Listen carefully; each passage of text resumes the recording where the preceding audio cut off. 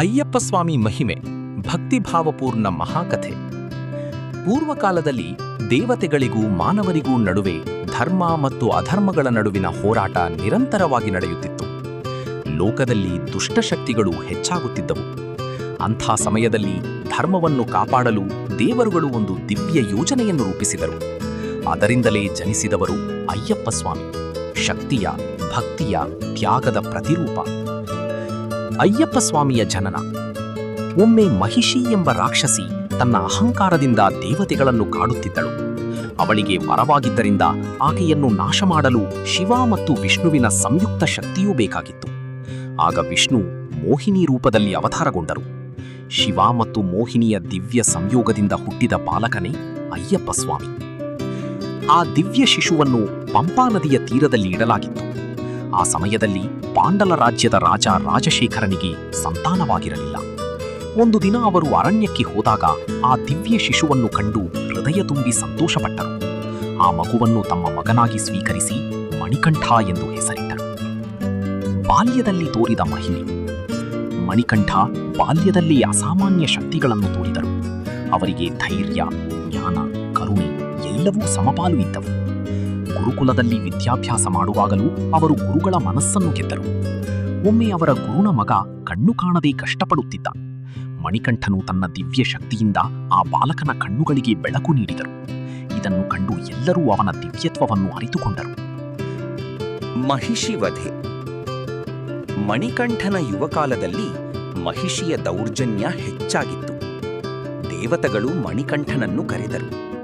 ಅವರು ಮಹಿಷಿಯೊಂದಿಗೆ ಭೀಕರ ಯುದ್ಧವಾಡಿ ಕೊನೆಗೆ ಅವಳನ್ನು ಸಂಹರಿಸಿದರು. ಈ ಮೂಲಕ ಲೋಕದಲ್ಲಿ ಧರ್ಮವನ್ನು ಪುನಃ ಸ್ಥಾಪಿಸಿದರು. ಪಾಂಡಲ ರಾಜ್ಯದ ಪರೀಕ್ಷೆ.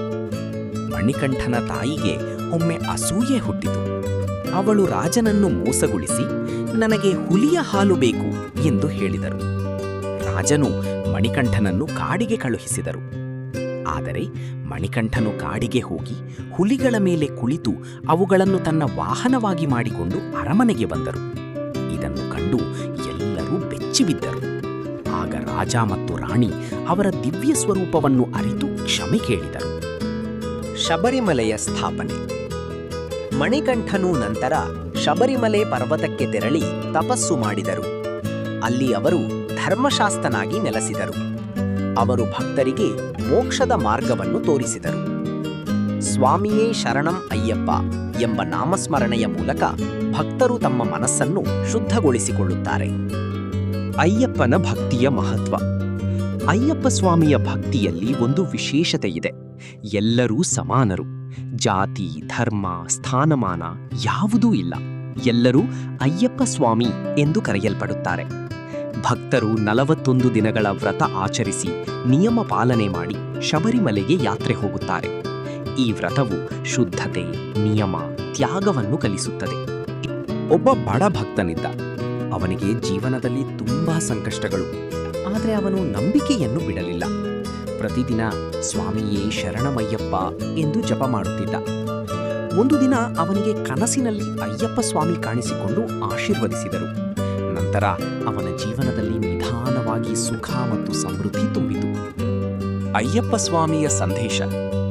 ಅಯ್ಯಪ್ಪ ಸ್ವಾಮಿ ನಮಗೆ ಹೇಳುವ ಮುಖ್ಯ ಸಂದೇಶ: ಧರ್ಮವನ್ನು ಪಾಲಿಸಬೇಕು, ಮನಸ್ಸನ್ನು ಶುದ್ಧವಾಗಿರಿಸಬೇಕು, ಎಲ್ಲರನ್ನೂ ಸಮಾನವಾಗಿ ನೋಡಬೇಕು, ಭಕ್ತಿ ಮತ್ತು ನಂಬಿಕೆ ಎಂದಿಗೂ ಬಿಡಬಾರದು.